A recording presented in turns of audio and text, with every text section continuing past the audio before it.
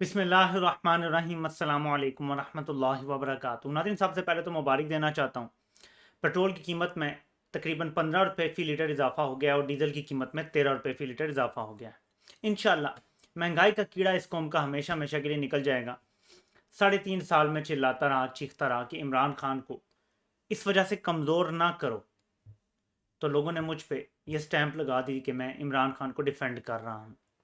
तो मैं आपसे कहता था कि इमरान खान को कमज़ोर जब आप करेंगे तो जो इस्टेब्लिशमेंट होती है, जो ताकतवर लोग होते हैं, वो बैरूनी हो या अंदरूनी हो, वो शब खून मारने की पोजीशन में आ जाते हैं। जब आवाम की सपोर्ट पीछे हट जाती है, जब वो देख लेते हैं कि सोशल मीडिया पे भी खिलाफ हो गए हैं लोग, ग्राउंड पे भी खिलाफ हो गए हैं लोग, तो फिर वो शब खून मारते हैं और इसीलिए रजीम चेंज होता है।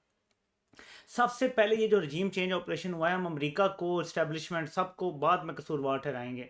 सबसे ज़्यादा कसूरवार वो लोग हैं जिन्हें 150 पे पेट्रोल महंगा लगता था और आज 250 पे वो घर में बैठे हैं, एहतजाज भी करने के लिए नहीं निकल रहे। ये वो लोग हैं जो वीडियोस बनाते थे, जिन्होंने ज़िंदगी को मजाक बना के रख दिया था। ट्विटर पे, टिकटॉक पे, फेसबुक पे, इवन यूट्यूब पे और जगह जगह वीडियोस बन रही, हम मर गए, कोई क्या कह रहा है, कोई क्या बात कर रहा है, किसी को रोटी के लाले पड़े हैं, कोई पेट्रोल नहीं डलवा सकता, कोई बाइक से साइकिल पे आ गया। अब वो सारे लोग खामोश बैठे हुए, किसी को कोई फर्क नहीं पड़ता, 250 का हो गया पेट्रोल। इसकी वजह यह है कि इमरान खान के इन 4 सालों में लोगों ने बेशुमार पैसा कमाया है। इतना पैसा कमाया है लोगों ने, इतना पैसा कमाया कि उन्हें कोई फर्क नहीं पड़ता महंगाई से। और ये पंजाब की अक्सरियत की मैं आपको बात बता रहा हूँ। इसीलिए ये लोग खाली सोशल मीडिया पे बोलते थे, अब भी सोशल मीडिया पे ये बाहर नहीं निकलेंगे। 150 पे तकलीफ थी, 250 पे खामोशी है। बिल्कुल कीड़ा हमेशा हमेशा के लिए मरेगा इस मुल्क में। मैं आपको आज बता रहा हूँ, महंगाई का कीड़ा, ये पटवारी हों, जाले हों या कुछ तरीके इंसाफ के लोग जो नाजायज़ तनकीद करते थे, ये सोचे समझे बगैर कि महंगाई आलमी सतह पर है, जो तनकीद कर, सबका महंगाई का कीड़ा हमेशा हमेशा के लिए मर जाएगा। कुछ महीने और चलने दें, हुकूमत पूरी तरह से सबका महंगाई का कीड़ा मरेगा। इस मुल्क में दोबारा कभी कोई महंगाई पे बात नहीं करेगा। एक तो मैं ये बात करना चाहता हूँ कि हुन आराम है सबको। नाज़रीन, जो बात 2.5-3 साल से मुसलसल मैं आपको बता रहा था और उस टाइम एक छाप लग गई कि मैं शायद कोई इदारों के बारे में बात कर रहा हूँ, कोई कॉन्स्पिरेसी थीरी है, बार बार मुझे ये दोहराना इसलिए पड़ रहा है कि जब आपको कोई बंदा जगाने की कोशिश करता है, जब मेरे जैसा कोई बंदा कहता है कि मैं और मेरी आने वाली नस्लें शरीफों और जरदारियों के नस्लों की गुलामी नहीं करेंगी, तो लोग कहते थे यार इमरान खान की हुकूमत है, अब तुम ये बातें क्यों करते हो।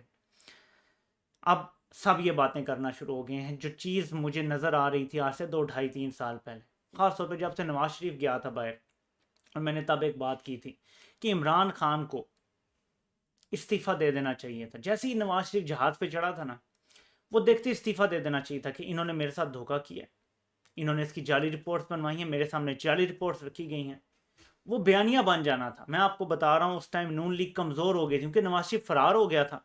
लोगों ने जहाज़ पे चढ़ता देख लिया था, पूरी वेव बन जानी थी और इमरान खान ने जीत जाना था। ये नहीं रोक सकते थे, इनकी तैयारी भी नहीं थी। अचानक एकदम इमरान खान असेंबली तोड़ते, 2-3 महीनों में इलेक्शन करवाने पड़ जाते, इनकी तैयारी भी नहीं हो सकती थी। ये जो अब ये सेट कर रहे हैं ना सारा कुछ, ये जो इन्होंने अब किया, लिस्टें तब्दील और सारा कुछ, ये तब नहीं कर सकते थे। एकदम केयर टेकर आ जानी थी और इतना केयर टेकर कोई तब्दीली नहीं कर सकते। जो हो चुका होता है, जो कानून साजियां सब कुछ, वो हो चुका होता, कोई तब्दीली नहीं हो सकती थी। इमरान खान को ये करना चाहिए था, लेकिन नहीं किया उन्होंने। वक्त गुजर गया, अब सबको समझ आ गई है कि बुराई की असल जड़ कौन है, तो लोग बोल रहे हैं। और मैं कहता था कि सबको बोलना पड़ेगा, खासतौर पर जिन लोगों के पास ताकत है उन्हें बोलना चाहिए, तो लोग बोल पड़े हैं। अल्लाह का शुक्र है कि एक ताकतवर आवाज़ है इमरान रियाज खान की। ये वो बातें कर रहे हैं जो मुझ खाकसार के मुंह से आपने सुनी थी आज से 2 ढाई साल पहले, जब मैं कहता था कि इमरान खान को मत हटाना, आप अवाम को मायूस कर देंगे और हम नहीं कबूल करेंगे इन चोरों डाकुओं को। मैं चीख चीख के बोलता था, तब लोग कहते थे आप क्यों इतना चिल्ला रहे हैं। आपके वो गुस्सा था, जज्बात थे कि कोई भी नहीं बोल रहा यार, मेरे अलावा किसी को नजर नहीं आ रहा, सब अंधे हैं कि क्या हो रहा है। डॉट्स तो कनेक्ट करके देखो क्या साजिश हो रही है। एहतसाब नहीं होने दिया जा रहा, चोरों को बचाया जा रहा है, डीलें दी जा रही हैं। मरियम बाहर, शहबाज शरीफ बाहर, हमजा बाहर, नवाज शरीफ लंदन में बैठा है, सागडा लंदन में बैठा है, बच्चे इंसाफ के लंदन बैठे हैं, इनकी प्रॉपर्टीज महफूज हैं, कोई केस मंत्री अंजाम तक नहीं पहुंचा, सब नजर आ रहा था। शुक्र है लोग बोलना शुरू हुए। मैं इसको रिकॉर्ड का हिस्सा बनाने के लिए आपको चाहता हूं कि मेरी वीडियो का भी ये हिस्सा बने, इस पर फिर बात करते हैं। और सबसे खूबसूरत बात जो की है अयाज अमीर साहब ने की, एक्सटेंशन के हवाले से मैं इस पे भी आपको बताऊंगा कि मेरा नुक्ता नज़र उस टाइम क्या था और अभी मेरा नुक्ता नज़र क्या है इसके हवाले से। और जो मैंने आपको शायद 2-3 दिन पहले वीडियो में बताया था कि इसने जो एक्सटेंशन करवाई है ना, जो नया कानून बनवाया है कि 64 साल की उम्र तक, ये इतना आसानी से जाने वाला नहीं है। ये हमें चिपक गई है जोंक, ही इतनी आसानी से खून निचोड़ने वाली जोंक चिपक गई है पाकिस्तान को, ये छोड़ेगा नहीं हमें इतनी आसानी से। पर ये सुने, ये कौम की आवाज़ है, मैं चाहता हूँ मेरी वीडियो में भी ये उसका हिस्सा बन जाए। जवाब मांगेंगे, जवाब लेंगे, हम इनसे पूछेंगे कि तुमने कहा था ये सारे चोर हैं, तुमने कहा था ये सारे डाकू हैं, तुमने मुझे सबूत दिए थे, मुझे वीडियो दिखाई थी, मैं गवाहूं, मुझे इनकी इन्वेस्टिगेशंस की वीडियो दिखाई है। मोहित भाई देखा है ना, पढ़ी है आपने फाइलें, आपने भी पढ़ी हैं, हमें फाइलें इन्होंने पढ़ाई हैं, हमें वीडियोस दिखाई हैं, हमें ऑफिसर्स मिलवाए हैं, हमें इन्होंने बोला चोर है, लुटेरा है, डाकू है, तेरा मुल्क खा जाएगा। मैं बिगड़ गया, मैंने कहा नहीं खाने दूंगा। मैं उस लड़ाई में उतरा अपनी मर्जी से, लड़ाई छोड़ के जाऊंगा अपनी मर्जी से, किसी का बाप लड़ाई से नहीं निकाल सकता। मुझे आपने लड़ने के लिए कहा, मैं अपनी मर्जी से लड़ने के लिए आया। मैंने पहले अपने आप को कायल किया कि मैं लड़ूंगा इस लड़ाई को। आप इस लड़ाई को छोड़कर चले गए, अधूरी छोड़ दी आपने लड़ाई। कल वो चोर थे, डाकू थे, आज ऐसे नहीं हो सकता, नहीं मानेंगे, दिल नहीं मानता, जवाब देना पड़ेगा, जवाब मांगेंगे, सवाल करेंगे, क्योंकि पहली मर्तबा आपको टक्कर के लोग मिले हैं।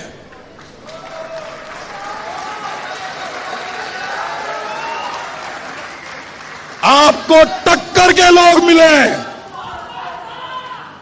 ये पहाड़ों से उतर के नहीं आए, ये कोई मौलवी नहीं है, ये कोई पिसा हुआ तबका भी नहीं है, ये पाकिस्तान की मिडिल क्लास, पाकिस्तान को चलाने वाले लोग, ये जवाब मांगते हैं, जवाब देना पड़ेगा। आप लड़ाई छोड़कर गए हैं, मैं क्यों छोड़ूं, मेरी लड़ाई है, मैं लड़ूंगा, या हार के आऊंगा या जीत कर आऊंगा, लड़ाई पूरी लड़ूंगा। ये नाजरीन तारीख में अल्फाज जाएंगे, आप याद रखेंगे। मैं आपको भी कुछ और दिखाता हूँ कि इसके बदले और इसकी कीमत इमरान रियाज खान को भी चुकानी पड़ रही है और उनके इर्द गिर्द के लोगों को भी चुकानी पड़ रही है। ये जो काम किए जा रहे हैं ये इतने आसान होते तो हम सब कर लेते, हम में से बहुत लोग कर रहे हैं। ये ज़रा देखें, ये अभी अभी इमरान रियाज खान ने पोस्ट किया है। शराफत मेरे छोटे भाई का दोस्त है, मेरा भाई पाकिस्तान में नहीं है तो गुज़श्ता कई दिनों से बेचारा मेरे मना करने के बावजूद साथ साथ रहता है। अभी 4 नामालूम डाले आए और फैक्ट्री से घर जाते हुए इसे ज़बरदस्ती उठा ले गए। इमरान रियाज खान के भाई का दोस्त शराफत, जो इमरान खान रियाज खान के साथ साथ रह रहा था क्योंकि इमरान रियाज खान को ख़तरा था, उसको अगवा कर लिया गया है रियासती इदारों की तरफ से। बज़ाहिर नज़र आ रहा है जो ये कीमत चुकानी पड़ती है। शेर की एक दिन की ज़िंदगी गीदड़ की 100 साल ज़िंदगी से बेहतर इसलिए है कि शेर की ज़िंदगी में जब इंसान मुश्किलें तो उठाता है, सख्ती उठाता है, डट के खड़ा होने की कीमत अदा करता है, लेकिन हमेशा याद रखा जाता है तारीख में, हमेशा लोग उसको याद रखते हैं जो बहादुरी और डट के खड़ा होता है। याद मीर जाफर जैसे लोग भी रहते हैं, मीर सादिक जैसे लोग भी रहते हैं, लेकिन आज भी दुनिया थूकती है उनके ऊपर। और ये तब का ज़माना था, लोगों ने भूली नहीं। अब सोशल मीडिया का दौर है, आज के दौर के मीर जाफरों को आप मुझे बताएं, क्या दुनिया भूलेगी? क्या भूलने देगी किसी को? ये सवाल ही पैदा नहीं होता कि आज के मीर जाफरों को भूल जाएंगे। ये बड़ी इंपॉर्टेंट चीज़ है इस कौम के लिए कि समझ ले कि हमने इलेक्शन को क्यों समझना है कि ये क्यों ज़रूरी है। जितनी मर्जी ये धांधली कर लें, आपका जब टर्नआउट बड़ा होता है ये कुछ नहीं कर सकते। इसको आपने अपने हिस्से की जद्दोजहद, अपना जिहाद समझना है। एक आपने लीडर के बगैर खुद बाहर निकल के एहतजाज करने हैं, हर शहर में लोग बाहर निकलें। सिद्दीक जान ने बड़ी प्यारी बात की थी, 22 करोड़ का मुल्क है, 22 से 24 करोड़ का। अगर सिर्फ 2,20,000 लोग पूरे मुल्क में बाहर निकल आए ना, पेट्रोल की कीमत जैसे अभी बढ़ी है, जो भी मजालिम हो रहे हैं, लोड शेडिंग है, रातों को लोग सो नहीं पा रहे, हालात ही कोई नहीं है, बुरे हालात हैं। ये रजीम नहीं चल सकती, मैं मतलब ऐड कर रहा हूँ, नहीं चल सकते ये, इनमें हिम्मत नहीं, इनकी कोई मॉरल अथॉरिटी नहीं है, कोई अखलाकी कुव्वत नहीं है इनके पास कि ये चल सके। आप निकलें बाहर, ये नहीं ठहर सकेंगे मुख्तलिफ शहरों में, और रोज निकलें, ये रोज के रोज होगा तो ये और ज्यादा कमजोर होंगे। डेथ बाय 1000 कट जो होता है ना, वही इन्हें देना पड़ेगा, ये इतनी आसानी से जाएंगे नहीं। अयाज अमीर साहब ने इमरान खान के मुंह पे बड़ी सख्त तनकीद भी की है और बड़ी प्यारी बातें की। मैं समझता हूँ कि आज जो ये हुआ है ना रजीम चेंज ऑपरेशन के हवाले से सेमिनार, सबसे ज़बरदस्त बातें अयाज अमीर साहब ने की। उसमें एक इंपॉर्टेंट हिस्सा है, मैं चाहता हूँ कि उसको मैं अपनी वीडियो का भी हिस्सा बनाऊँ, मुझे बहुत पसंद आई ये बातें। इस वजह से आप जो है ये पूरा खलवाड़ खड़ा कर देते हैं। शहबाज शरीफ, मौलाना फजलुर रहमान, आसिफ जरदारी, ये बाद की चीजें हैं, ये कॉन्सिक्वेंसेज हैं, और लगा के उनको दे दिया। उनसे नहीं हो रहा, वो हम देख रहे हैं फिर पाकिस्तान की हालत क्या है। लेकिन बेसिक कॉज, सिस्टेमिक कॉज वो है। लेकिन अगर ये कॉज है तो फिर खान साहब सवाल आपसे बनता है, ये एक्सटेंशन का शौक जो है ये आपको कहां से पैदा हुआ? भाई हम तो समझ रहे थे हम किसी फैन क्लब के मेंबर नहीं हैं। जवानी में फैन क्लब्स के मेंबर हुआ करते थे, उनसे हम निकल आए हैं। पर हमें बताया गया था ऐसा कप्तान है, माजिद खान कजन था, उसको ऐसे निकाल दिया, क्रिकेट टीम में ये कर दिया।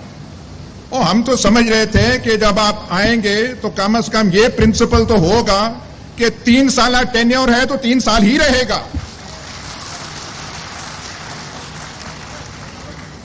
वहां पे बातें हमें आई, जी जी कंफर्टेबल है उनके साथ बहुत, चले जी कंफर्टेबल है, इन्होंने कर दिया। कोई किसी सियाने ने मसला ले जाता है सुप्रीम कोर्ट में, और सुप्रीम कोर्ट का मुलाजा कीजिए, चीफ जस्टिस तब के कहते हैं प्रमोशन एक्सटेंशन, इसका अपॉइंटमेंट का तो कानून ही कोई नहीं है। भाई बात सुने, और कोई कानून है कि मलका बरतानिया ब्रिटिश कैबिनेट के ऊपर प्रिजाइड नहीं करेगी? कोई कानून है? रिवायत है, कन्वेंशन है। 72-74 साल से यही कन्वेंशन रिवायत पाकिस्तान में चल रही थी, और गवर्नमेंट को स्टैंड लेना चाहिए था कि this is the convention and the government stands by it. उस गवर्नमेंट में जो हमने देखा, इतने सियाने लोग थे, सियाने लोगों की फहरिस्त आप बनाए तो वो खत्म नहीं थी होती। वहां पे सुप्रीम कोर्ट से वो चले गए, मसला पार्लियामेंट को चला गया। ये सारी तनकीद इमरान खान ने अपने मुंह पे बैठ के और हंसते हुए सारी एक्सेप्ट की, और ये लंबी बातें हैं, इसमें और भी हैं क्लिप्स में, ज़्यादा और भी चला सकता हूँ, वक्त ज़ाया होगा, लेकिन आपने अक्सर ने सुन लिया होगा और वो देखा भी होगा प्रोग्राम। जो एक्सटेंशन का मसला है ना, हम जैसे लोगों ने भी इसका दिफा किया था, तो मैं आपको रीज़न उसका बता देता हूँ, आगे आप फैसला कर लें कि हमारा ये गुनाह जो है ये काबिल माफ़ी, क्योंकि अनजाने में हुआ था, और मैं उसी की दलील देने लगा हूँ आपको। ये जो ताकतवर जर्नल्स हैं, ये आज तक इसलिए शब खून मार के they been able to get away with it कि लोगों को ये था कि ये करप्ट लोगों के खिलाफ एक्शन लेते हैं, हमेशा ये मुल्क को बचाने के लिए एक्शन लेते हैं। अगर ये आइन की हदूदों कयूद से तजावुज़ करते हैं तो मुल्क को बचाने के लिए करते हैं। करप्ट लोग कुछ गलत करने लगते हैं तो उन्हें रोकने के लिए करते हैं। मुल्क का सौदा होने लगता है तो ये सौदे को रोकते हैं, बचाते हैं मुल्क को। हम जैसे लोग भी नाइव थे, और कुछ हद तक ये नाइविटी थी कि जो कुछ हो रहा है ये मुल्क को बचाने के लिए हो रहा है। तो एक्सटेंशन के मामले में एक जो प्लस चीज़ मेरे जहन में थी, प्लस पॉइंट था, कि शरीफ ख़ानदान ने अदालतों पे बहुत ज़्यादा अपना असर रखा हुआ है, असर और रसूख उनका बहुत ज़्यादा है। अगर आर्मी चीफ सेम पेज पर होगा इमरान खान के, तब ही इनको सज़ाएं हो सकेंगी, वरना नहीं हो सकेंगी। क्योंकि अगर कोई इनकी मर्जी का कोई चीफ आ गया जिसे इन्होंने मैनेज कर लिया, क्योंकि बाहर ये लग रहा था कि ये बंदा मैनेज नहीं हुआ अभी तक, वरना नवाज शरीफ को पनामा में सजा ना होती, ऐसे ही लगता था। वो तो बाद में पता चला कि सब कुछ तयशुदा प्लान के तहत था, हमें नहीं पता था। तो सोच ये थी कि ये रहेगा तो अदालतें मैनेज करना आसान नहीं होगा शरीफों के लिए, सोच ये थी। ये अब जाके रजीम चेंज ऑपरेशन के वक्त पता चला कि ये लोग तो शुरू से ही शरीफों के साथ थे और अदालतें शरीफ कंट्रोल नहीं कर रहे थे, शरीफ खानदान। अदालतें शुरू से कोर्ट सेल कंट्रोल कर रहा था, अदालतें शुरू से ये हल्क बगलोल कंट्रोल कर रहा था। ये अपनी मर्जी से सजा दिलवाता था जूतों पे ला के और इनकी ख़त्म करवा देता था सजाएं, या जेल में डलवाता था तो अपनी मर्जी से करता था, जब पाँव पकड़ लेते थे जेल से निकलवा देता था। और इसने यही किया, नवाज शरीफ की अकड़ निकाली और उसके बाद उसको लंदन फरार करवा दिया। सिर्फ महीना डेढ़ उसको जेल में रखा है, ज़्यादा जेल में नहीं रखा उसे, फिर बाहर निकाल दिया। फिर दोबारा जब जेल हुई तो फ़ौरन उसको तिब्बी बुनियादों पर बाहर निकाल दिया। मरियम को तो वैसे भी टोटल महीना डेढ़ महीना जेल में रखा है इसने, जो जिसमें मुजरिम बनी थी जिस केस में, उसकी बात कर रहा हूँ।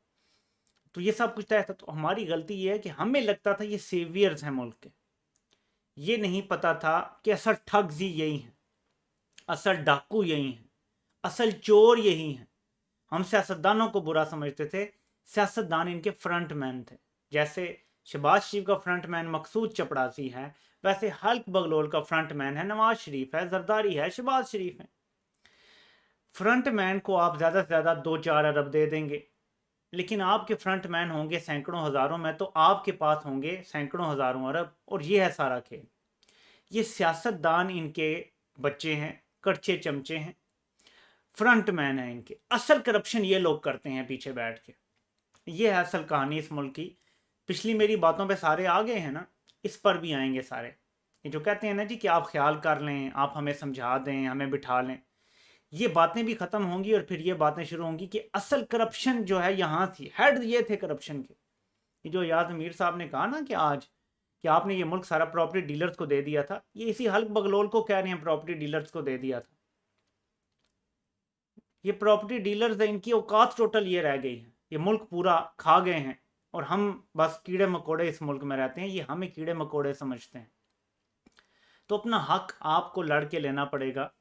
और मैं आपको बताऊं कि इमरान रियाज खान क्यों इंपॉर्टेंट है। उसकी आवाज़ बहुत दूर तक जा रही है, इनको तकलीफ पहुंच रही है। तो मैं यहाँ कहता हूँ कि इन बुज़दिलों से इमरान रियाज खान नहीं काबू हो रहा। ये इमरान खान को, लीडर को कैसे काबू करेंगे। इमरान रियाज खान तो एक सहाफ़ी है, उसने कोई इलेक्शन नहीं लड़ना, उसने कोई वज़ीर आज़म नहीं बनना। उसकी आवाज़ है और उसकी आवाज़ मिल रही है इस टाइम मुल्की मफाद में, और इमरान खान के साथ उसकी मिल रही है। इनसे एक सहाफ़ी नहीं कंट्रोल हो रहा और ये उससे कांप रहे हैं, डर रहे हैं। कभी उसके घर के पास फायरिंग करवा रहे हैं। ये मैंने आपको बताया कि उनके भाई के दोस्त को उठा लिया डाले में, अभी अभी ये खबर आई है। कि इमरान खान लीडर को कैसे कंट्रोल करेंगे, मुझे आप बताएं। नहीं कर सकते, ये हार चुके हैं। और इसीलिए डॉक्टर मोहित पीरजादा ने बड़ी इंपॉर्टेंट बात की है कि सब नज़र आ रहा है कि अगले वज़ीर आज़म इमरान खान ही बनेंगे। ये जो मर्जी कर लें, ये नहीं रोक सकते। सुनामी को नहीं रोका जा सकता। इंसानों में अब तक इतनी कुदरत नहीं आई कि सुनामी को रोक सकें।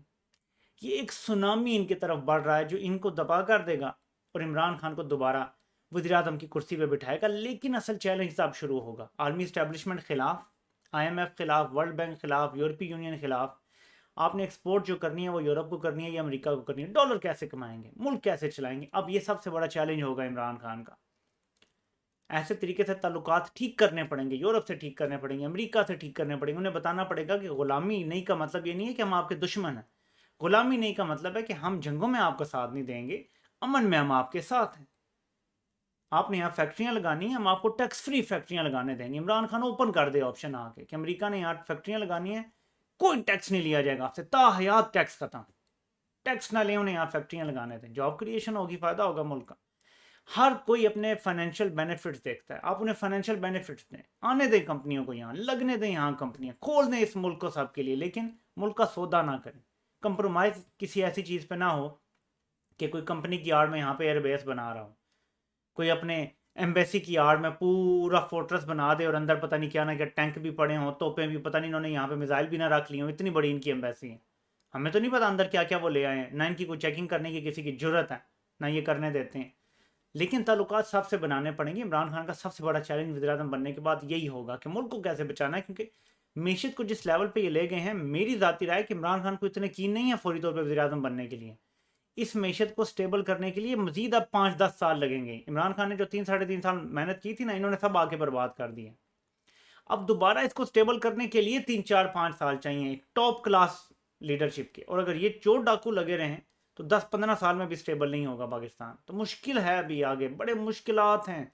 एक मुश्किल अभी है कि इलेक्शन शफाफ कराने हैं, एक मुश्किल है कि इलेक्शन के बाद वज़ीर आज़म जब बन जाएंगे तो मुल्क को कैसे स्टीयर करना है, ये सब कुछ अभी हमारे सामने है। तो इसके लिए कौम को पक्का इरादा करना पड़ेगा कि हमने अब रेवड़ नहीं बनना कि ये महंगाई इमरान खान ने कर दी थी। ये इतना गलत जुमला था जिसने इस मुल्क को बर्बाद कर दिया, और रजीम चेंज ऑपरेशन के जिम्मेदार अमेरिका और हल्क बगलोल तो हैं, वो लोग सबसे ज़्यादा हैं जिन्होंने ये कहा था कि इमरान खान ने महंगाई कर दी है। सबसे ज़्यादा मैं उनको जिम्मेदार ठहराता हूँ। आपसे इंशाल्लाह फिर मुलाकात होती है। अल्लाह पाक आप सबका हामी नासिर हो। आप सबको सुनने का बहुत बहुत शुक्रिया।